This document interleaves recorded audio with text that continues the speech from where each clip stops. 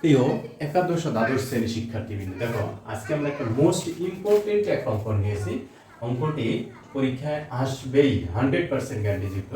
আর আমরা যে টেকনিকে করব এই টেকনিক তোমাকে কেউ শিক্ষা দেবে না, মাত্র 2 মিনিটের মধ্যে আমরা অঙ্কটি শেষ করব। এখানে দেখো, তাহলে আমরা লেফট হ্যান্ড সাইড লিখি। লেফট হ্যান্ড সাইড আমাদের যেটা দেওয়া আছে এটাকে আমরা লিখবো cos 3x/2 is equal to, তাহলে উপরে আমাদের লবে যেহেতু কি আছে 2√2 আছে, আমরা নিচেও তাহলে এখানে 2√2 গুণ করে দেব।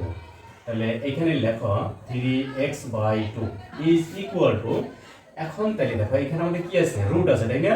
তাহলে এই রুট আমরা নিচে এটাকে আমরা বানাই নেব।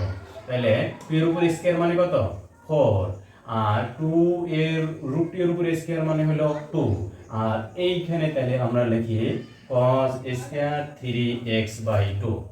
এখন তারপরে দেখো আমরা জানি কি 2 cos square a is equal to হলো কত, 1 প্লাস ইকুয়াল টু হলো 1 প্লাস cos 2x।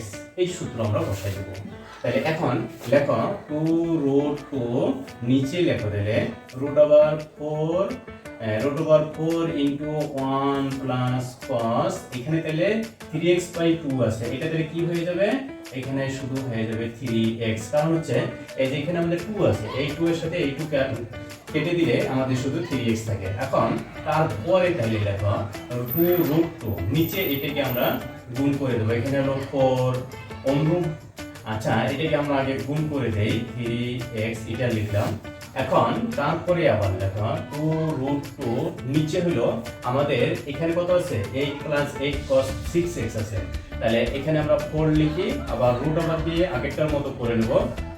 এখানে আমরা লিখবো 8 ইন্টু 2 cos স্কয়ার 3x। ওকে, বুঝতে পারছো নিশ্চয়?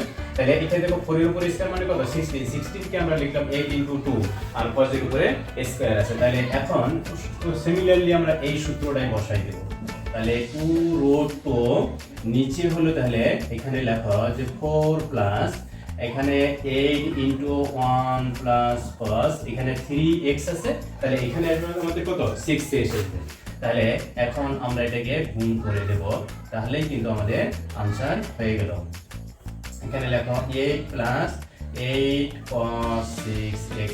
ওকে, এটা রাইট হ্যান্ড সাইড। আশা করি বুঝতে পারছো। এরকম অসংখ্য অঙ্কের ভিডিও পেতে এস-ক্লাস পাঠশালা চ্যানেলটি সাবস্ক্রাইব করে সাথেই থাকবা, আর লাইক, কমেন্ট এবং শেয়ার করবা, যেন তোমাদের বন্ধুরাও এটা দেখে উপকৃত হতে পারে। ওকে, থ্যাংক ইউ।